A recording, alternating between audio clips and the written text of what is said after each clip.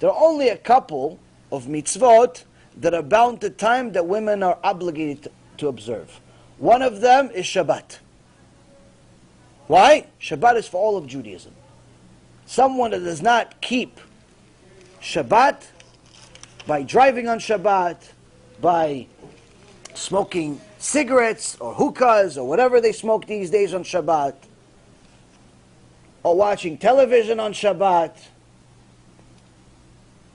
or cooks on Shabbat, or works on Shabbat,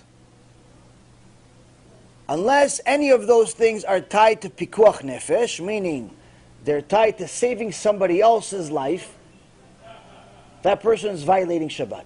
So if somebody is dying, and you have to cook them a meal to save their life, unless it's an unusual pikuach nefesh, you have to cook them a nice juicy steak on the barbecue on Shabbat. And if you don't, they're going to die. Strange, but let's say it's a hypothetical story. It's a mitzvah for you to cook them.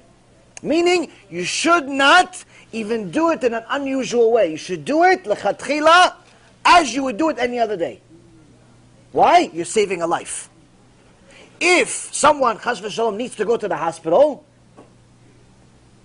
it's a mitzvah to turn on the car and drive the car to the hospital, to take him to the hospital. Mitzvah. It's not that it's, oh, you shouldn't, or you should be careful, maybe make sure that no one's watching. No. Mitzvah. Mitzvah to go take him to the hospital. Why? You're saving their life. Mitzvah.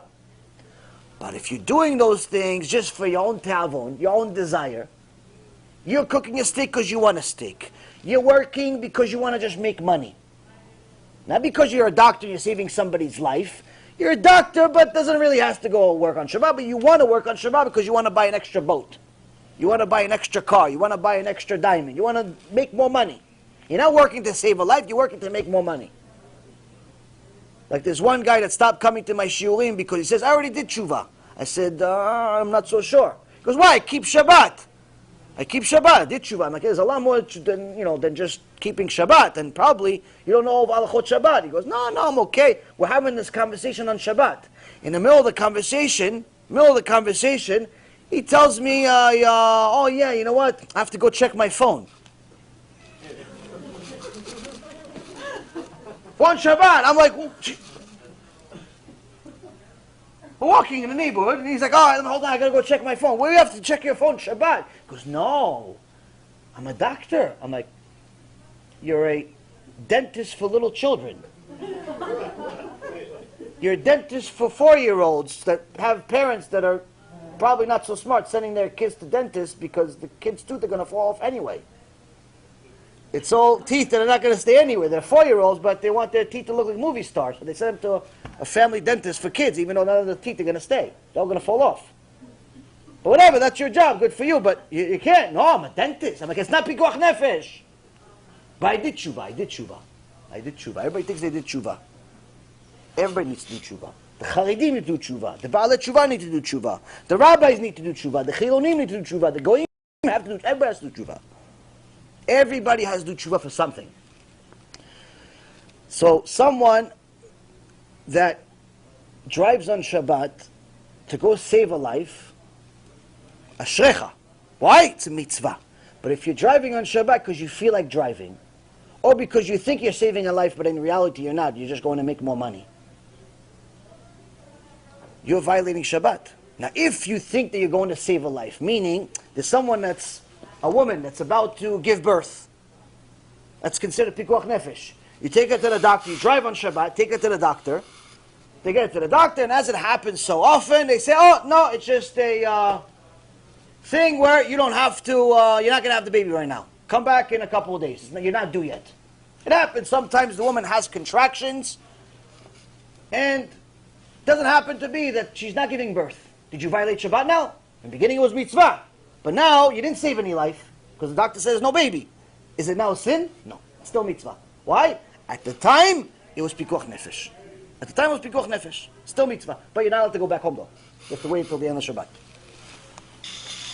So now, if somebody violates Shabbat, this week's parasha, Parashat Ki Tisa, it's like HaShem coordinates with our shiurs. ויאמר אדוני אל משה לאמור ואתה דבר אל בני ישראל לאמור אך את שבתותי תשמעו כי אות היא ביני וביניכם לדורתכם לדעת כי אני אדוני מקדישכם. Hashem said to Moses saying, now you speak to the children of Israel saying, however, you must observe my Shabbat, for it is a sign between me and you for your generations to know that I am Hashem, who makes you holy. And the next verse says, ושמרתם את השבת כי קודש היא לכם מחלליה מות יומת כי כל העושה במלאכה ונכרתה הנפש ההיא מקרב עמיה. You shall observe the Shabbat, for it is holy to you. Its desecrators shall be put to have death upon death. For whoever does work on it, that soul shall be cut off from among its people. So here is one of the sources of what it means to violate Shabbat. Hashem Yitbarach tells Am Yisrael, this Shabbat, that's the deal. That's the covenant. Meaning, no Shabbat, no deal. You could keep every mitzvah in the book, you could create mitzvot. You don't keep Shabbat, no deal. No olam haba. How do we know? From the literal translation of the verse itself. We're not even looking at commentary. Simple translation. First and foremost, he says, Mechalelea mot yumat. Death upon death. The desecrators have death upon death. Mot yumat is two deaths. So first death means that in the times of the Sanhedrin, the times of the Bet HaMikdash, they would actually kill them on the spot. If there is evidence that this person violated Shabbat, there is witnesses, he violated Shabbat, they kill him. How? The most vicious, hardest death penalty of all. There's 4 different types of death penalties. This one is the worst one. Why? This is the worst sin in Judaism. Now, the Gemara says, okay, now, there's no more Sanhedrin. There's no more death penalty in Sanhedrin. It says, even though there's no more death penalty because there's no Sanhedrin, there's no Bet HaMikdash, the death penalty still applies. Only now it's from heaven. And they give an example. He says someone that violates Shabbat by, let's say for example, working his cow or riding his horse, the equivalent of driving a car, will have a bull run over him. Sounds familiar? It's called a car accident. It's called an airplane crash, a September 11th, a terrorist attack. Same thing. There are an enormous, tens of thousands of Jews die every single year because of car accidents. It's not an accident. It's from Shamayim. It's from Shamayim.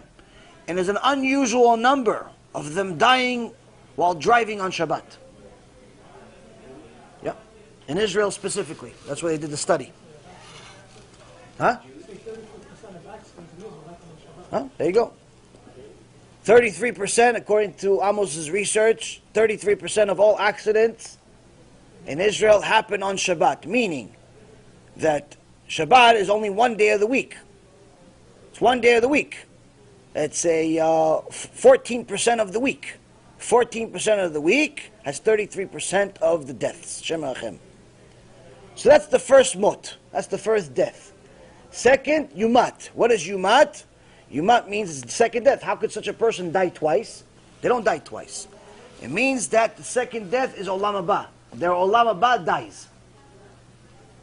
No more olam haba, Shem HaShem. But then if that wasn't enough, it says, v'nichreta nefesh ha'i mikerev amea. And that soul shall be cut off among his people. If cut off, nichreta nefesh, would have meant death, then we wouldn't have had the first 2 words, but it's all in the same sentence. You already died once, you already died twice, this world and the next world. What's nichreta nefesh? What does it mean? The soul is cut off from its people. According to the Rambam, that literally means that person's Judaism is on suspension. They are now, in the eyes of Hashem, considered 100% an idol worshiper. That's like 90% of Jews. However much it is, sad as it is, it's a reality. Sad as it is, it's a reality. Currently, according to PW Research Center, 90% of the Jews in America do not observe Shabbat. So if there's approximately 6 million Jews in America, 5.4 are considered 100% idol worshippers in the eyes of HaShem. If that doesn't make you sad, you should double check if you're actually Jewish. Because one of the midot of a Jew is rachmanut, mercy. If you don't have mercy for your brother and sister, being considered an idol worshiper in the eyes of HaShem, the only eyes that matter, there's a problem with you, more than them. They're probably violating Shabbat because they don't know. You know and you don't care, it's a problem.